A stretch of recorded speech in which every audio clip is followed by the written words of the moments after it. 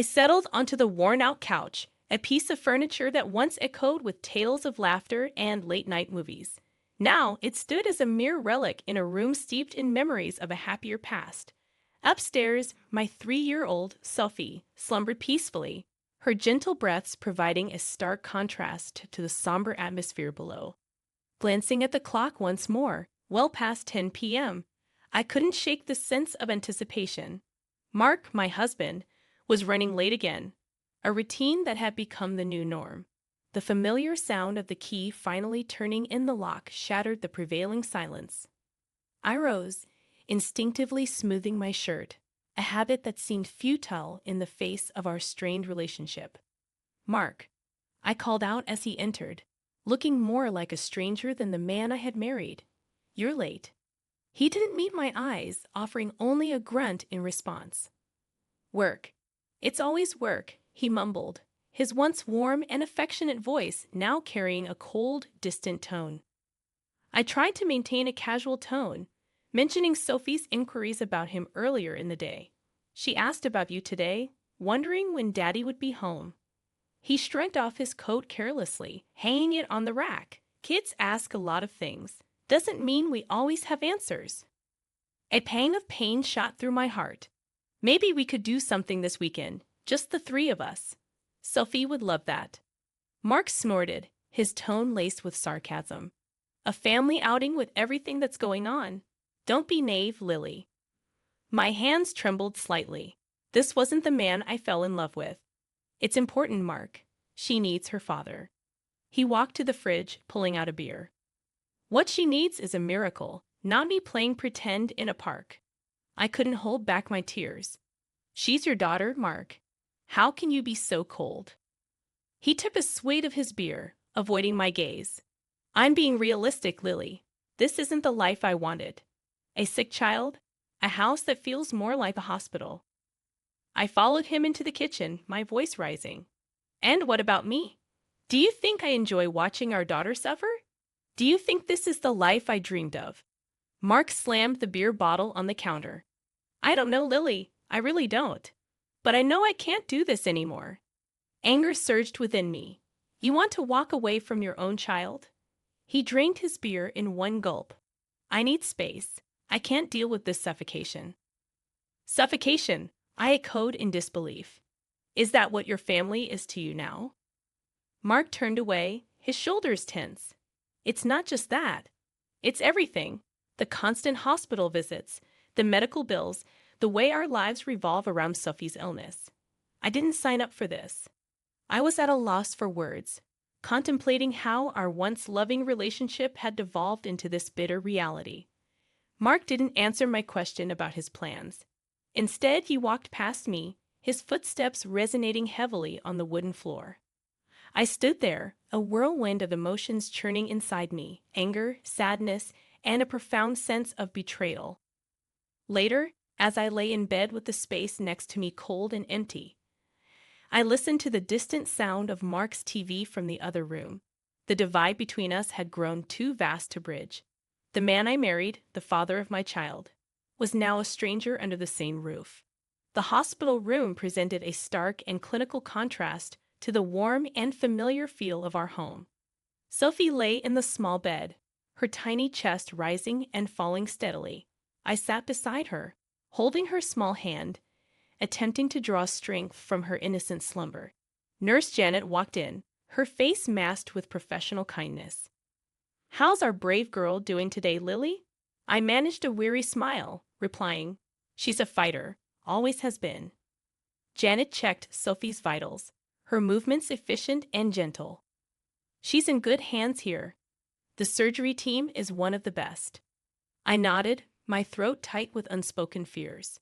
"I just wish Mark could be here more. She keeps asking for him." Janet gave me a sympathetic look.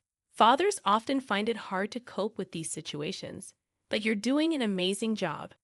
Sighing, I felt the weight of loneliness. "It's hard doing it alone, you know. He's just not the same anymore." As if on cue, Mark walked in, his arrival less comforting than I had hoped. He glanced at Sophie and then at me, his expression unreadable.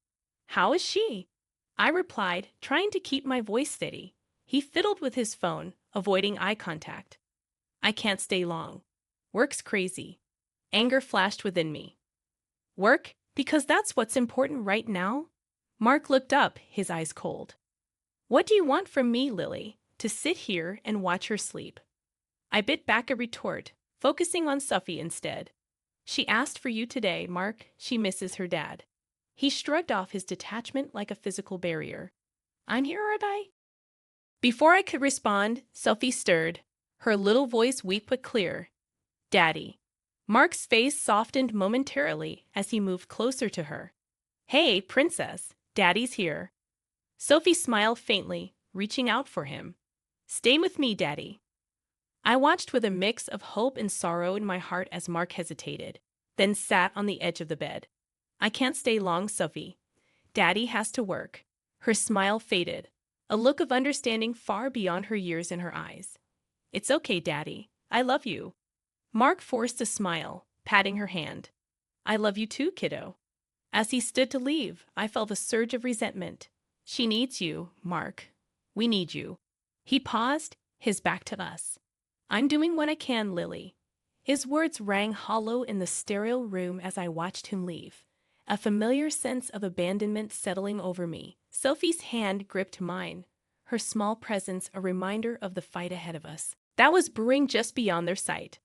The room fell silent again, save for the beeping of the monitors in Sophie's hospital room. Leaning closer to Sophie, I whispered promises of better days, promises I wasn't sure I could keep.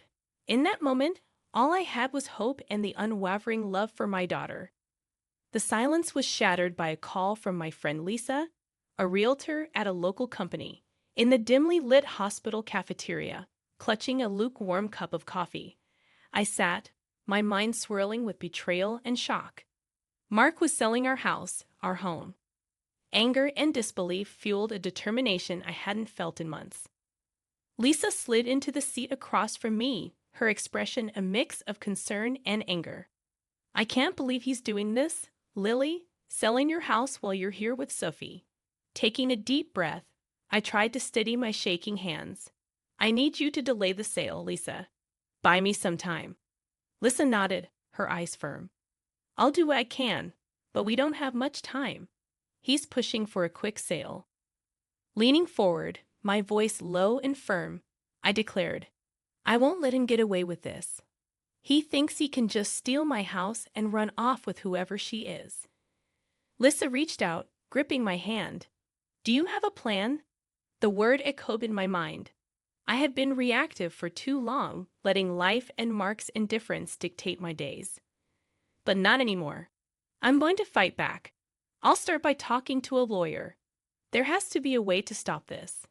Lisa's expression shifted to one of support. Good. You fight this, Lily, and I'm here every step of the way. Feeling a spark of resolve, I added. And I'll need to gather evidence, proof of his betrayal, the fraud. Anything that can help my case. Let's start with the house sale. Lisa suggested. I'll dig up everything I can on the buyer, the deal, anything out of the ordinary. Sipping my bitter coffee, I remarked. I can't believe he's doing this to me, to Sophie, after everything we've been through. Lisa's hand tightened around mine. He's a coward, Lily, and he's going to regret underestimating you. Standing up, my resolve strengthening, I declared, he's going to pay for this, Lisa. He's going to pay for hurting my daughter, for trying to take away our home. I'll make sure of it. Lisa stood with me, her eyes fierce. Let's do this, Lily. Let's show him he picked the wrong woman to mess with. Hidden from view, I stood just outside the realtor's office, my heart racing through the slightly ajar door. I could hear the voices inside. Mark's smooth and confident tone as he spoke to potential buyers. And she was there too, his mistress, her laughter oblivious to the storm that was brewing just beyond their sight. She was a part of it. I watched as Mark handed over a stack of papers to the buyers, his charm on full display, the same charm that had once swept me off my feet. This is a fantastic opportunity, he declared. A beautiful house, great location. You're getting a steal. The buyers, a middle-aged couple, nodded with expressions a mix of eagerness and caution. The wife leafed through the documents, her husband leaning over to inspect. It all seems in order, she murmured. Mark's mistress, a young woman with bright red lipstick, laughed and leaned closer to Mark. Told you it would be easy, she whispered, loud enough for me to hear. A surge of anger welled up within me, but I forced myself to stay put. This was about gathering evidence, understanding the depth of Mark's deceit. The husband looked up, a question in his eyes. And the current owner? She's agreed to all this? Mark's response was swift, a lie so smooth it sounded like truth. Absolutely, she's moved on, wants to sell the place quickly. I clenched my fists, my nails digging into my palms. How could he lie so blatantly? The audacity of it made my blood boil. Lisa, who was playing her part in my game, intervened. We can proceed with the sale as soon as you're ready. The couple exchanged a look, then nodded. We're ready. This is a deal we don't want to miss. I watched as they began to sign the papers, the finality of each stroke feeling like a dagger in my heart. But I needed to stay focused. This was not the time for emotions. It was the time for action. Mark's laughter brought me back to the moment. He was toasting with the buyers, his mistress clinging to his arm. To new beginnings, he said, raising his glass. I stepped into the room, my gaze fixed on Mark. Enjoying yourself, Mark? Everyone turned, shock and confusion on their faces. Mark's smile faltered. Lily, what are you doing here? I walked up to them, my steps firm. I'm here to stop you from making the biggest mistake of your life, Mark. His scoff and his mistress rolling her eyes didn't deter me.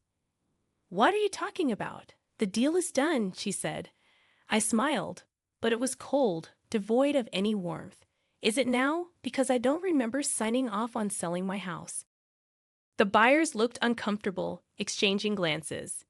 We were told everything was in order, the husband said, his voice uncertain. Mark stepped forward, trying to assert control.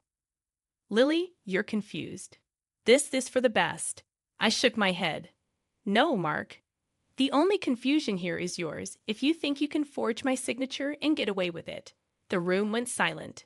Mark's face turned a shade paler. You can't prove anything, he blurted out. I pulled out a set of documents from my bag. Actually, I can, and I have. These are the real papers. The ones you have are lies. Mark's mistress tugged at his arm. Mark, what's she talking about? Tell me this isn't true. But Mark was speechless, his usual confidence shattered. That's when the door opened, and 2 police officers walked in. One of the officers looked directly at Mark. Mark Johnson, you're under arrest for fraud and forgery. Mark's face drained of color. He looked at me, his eyes filled with disbelief. You called the cops. I met his gaze, my voice steady. Yes, I did. You broke the law, Mark, and you tried to steal my home. As the officers handcuffed Mark, his mistress started to cry, her makeup smearing. The buyers quickly gathered their things, eager to distance themselves from the situation. One of the officers turned to me. We'll meet your statement, ma'am. I nodded, feeling a sense of justice.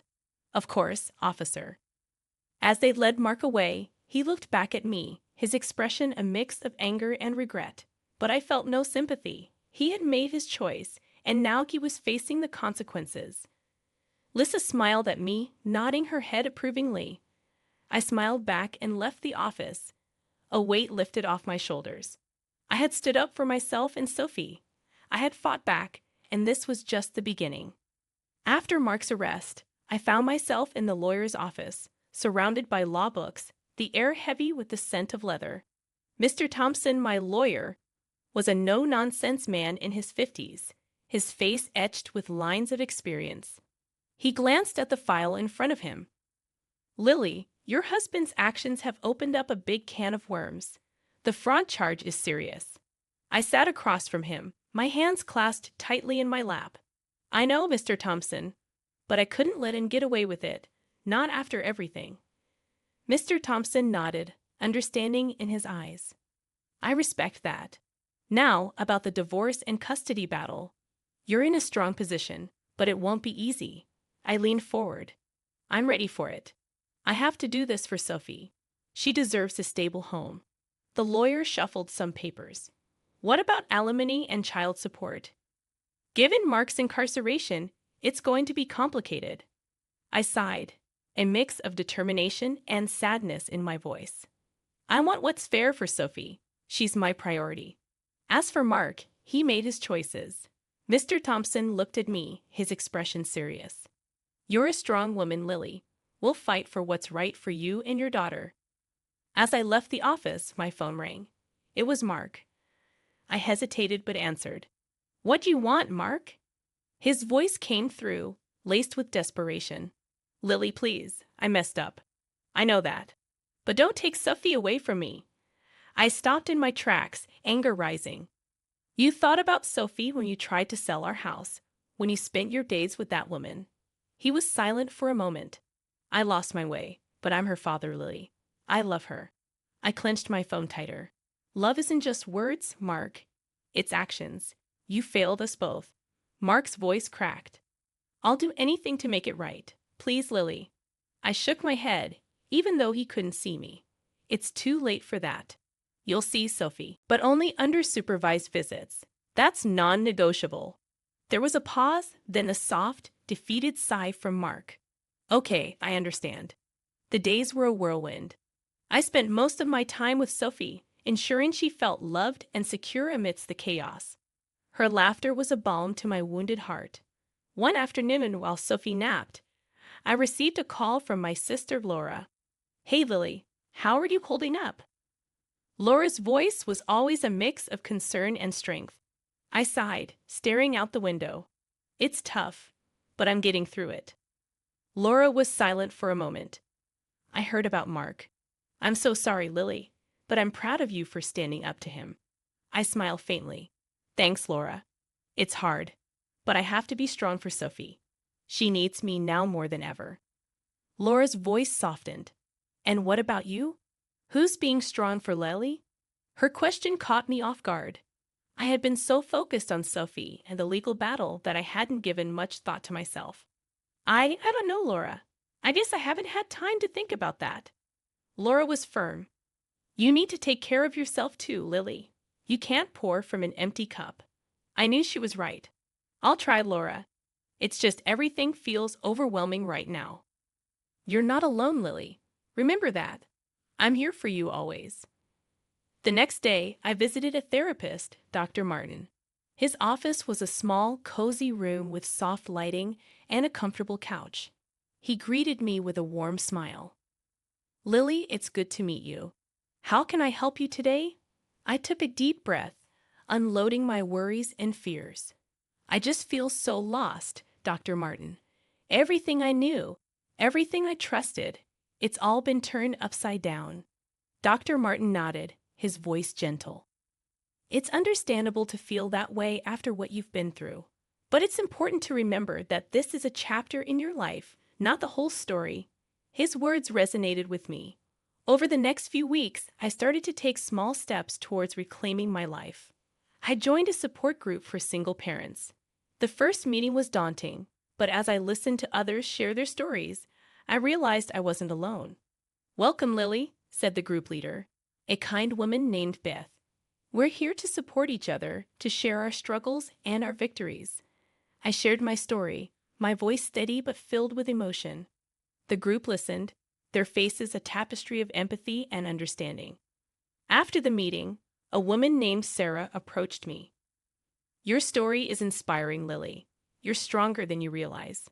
Her words lifted my spirits. Maybe I was stronger than I thought. Maybe, just maybe, I could turn this painful chapter into a story of resilience and hope. Sitting in my living room, the early morning light filtering through the curtains, I reflected on the tumultuous journey that had led to this moment of tranquility. The divorce papers, now signed and finalized, lay on the coffee table, a testament to my newfound independence. The legal battle had been long and arduous. I had sued Mark for a substantial portion of his property, determined to secure a stable future for Sophie and myself. The court's decision had been in our favor. Mark, now serving a real sentence for his fraudulent activities, had lost much of what he had once held dear. His mistress, caught in the web of deceit, was slapped with a hefty fine payable to me as restitution. I remembered sitting in the courtroom, watching Mark and his mistress turn on each other, each trying to deflect blame. There was no love lost between them, only bitter accusations and desperate attempts to save themselves. Watching them, I felt a sense of satisfaction. They had gotten what they deserved. Their betrayal and greed had led them to this downfall. But amidst the chaos of legal proceedings and emotional upheavals, there was a silver lining. Sophie, my brave little girl, had made a swift recovery after her surgery. Her laughter and energy filled our home with a warmth that had been missing for far too long. As I sipped my morning coffee, I thought about our future. It was a future I had fought hard for, a future that seemed bright and promising. Sophie was my priority, my beacon of hope. Together, we had weathered a storm and emerged stronger. I glanced at the pictures on the mantel, images of Sophie and me at the park, at the zoo, smiling and carefree. They were more than just photographs. They were reminders of our resilience, our ability to find joy amidst adversity. Sophie bounded into the room, her hair a tousled mess, her eyes bright with excitement. "Mommy, are we going to the park today?" I smiled, my heart swelling with love. "Yes, sweetheart, we're going to have a great day." She clapped her hands, her laughter echoing through the room. Yay, I love the park. As I watched her play, I realized that this was what mattered the most. The struggles, the pain, and the betrayal were behind us. What lay ahead was a path of healing and new adventures.